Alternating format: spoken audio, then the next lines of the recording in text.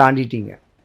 இந்த 2.5 வருஷம் 2025க்கு முன்ன இன்னல் துன்பத்தை அடைஞ்சவங்க தான் நீங்கள். சட்ட சிக்கல்கள், பிரச்சனைகள் எல்லாமே வந்துட்டு போயிடுச்சு. மாற்றம் ஏற்படக்கூடிய தருணம் உண்டு. உங்கள் பிள்ளைங்களை நல்லா படிக்க வைங்க. அவங்களுக்கு ஒரு சுபகாரியத்தை பண்ணி வைங்க. அவங்க வாழ்க்கை மேன்மை வரக்கூடிய தன்மைக்கு உழைச்சி கர்ம பலனை அனுபவிக்கணும்னு பிறந்தவங்க தான் நீங்கள். நல்லா இருப்பீங்க. உங்கள் துன்பம் எல்லாமே விலகி போகுது. இனிமே மாற்றம் தரக்கூடிய நேரம் உண்டு. நீங்கள் வழிபடக்கூடிய தெய்வம் சனீஸ்வர பகவான்.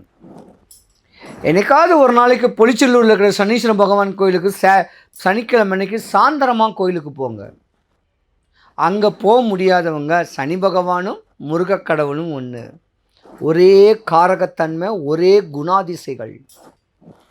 வடபழனி முருகன் கோயிலுக்கு போங்க. சாமியை நல்லா வேண்டுங்க.